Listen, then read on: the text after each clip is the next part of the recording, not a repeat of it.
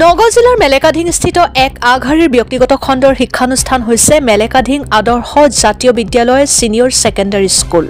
শিক্ষানুষ্ঠানখনৰ দ্বাদশ বাৰ্ষিক প্ৰতিষ্ঠা দিৱসটি আজি দিনজোৰা কাৰ্যসূচীৰে উদযাপন কৰে।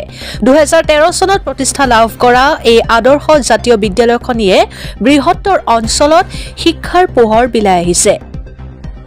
প্ৰতিষ্ঠা দিৱস উপলক্ষে আজি শিক্ষানুষ্ঠানখনৰ চৌহদত শিক্ষক শিক্ষয়িত্ৰী ছাত্ৰ ছাত্ৰী অভিভাৱক অভিভাৱিকা শুভাকাংক্ষীসকলৰ উপস্থিতিত এক প্ৰকাৰৰ উৎসৱমুখৰ পৰিৱেশ সৃষ্টি হয়। দুপৰীয়া অনুষ্ঠিত হোৱা মুকলি সভাত কেইবাজনো বিশিষ্ট শিক্ষাবিদ উপস্থিত থাকি ছাত্ৰ ছাত্ৰীক উদ্দেশ্যে শিক্ষামূলক ভাষণ প্ৰদান কৰে। উল্লেখ্য যে মেলেকাধিং আদৰ্শ জাতীয় বিদ্যালয় ছিনিয়ৰ ছেকেণ্ডাৰী স্কুলত 2025-26 শিক্ষাবৰ্ষৰ বাবে নামভৰ্তিৰ প্ৰক্ৰিয়া বৰ্তমান চলি আছে। আপোনাৰ সন্তানৰ সুনিশ্চিত ভৱিষ্যত গঢ়াৰ বাবে আজিয়ে যোগাযোগ কৰক বিদ্যালয় কৰ্তৃপক্ষৰ সৈতে। ভিডিঅ' জাৰ্নেলিষ্ট মফিদুল ইছলামৰ সৈতে বটদ্ৰৱাৰ পৰা মজিবুৰ ৰহমানৰ ৰিপৰ্ট, অৰুণোদয় আছাম। আমাৰ বিদ্যালয় আজি মেলেকাধিং আদৰ্শ ছিনিয়ৰ ছেকেণ্ডাৰী স্কুলৰ দ্বাদশতম প্ৰতিষ্ঠা দিৱস।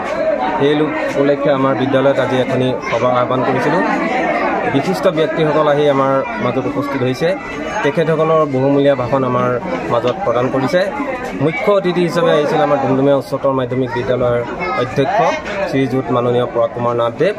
লগতে সহকাৰী শিক্ষকসকলো আহি আমাৰ মাজত উপস্থিত হৈছিল। আমাৰ পুৱাৰ ভাগত পতাকা উত্তোলন অনুষ্ঠিত হৈ গ'ল।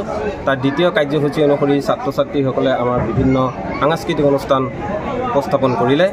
তাৰ পিছতেই আমাৰ তৃতীয় কাৰ্যসূচী অনুসৰি শিক্ষকসকলৰ সম্বৰ্ধনা শিক্ষয়িত্ৰীসকলৰ সম্বৰ্ধনা অনুষ্ঠান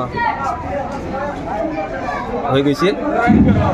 চতুৰ্থ কাৰ্যসূচী অনুসৰি আমাৰ যিসকল নিমন্ত্ৰিত ব্যক্তি আছিল তেখেতসকলৰ আদৰণি পৰ্ব অনুষ্ঠিত কৰা হৈছিল।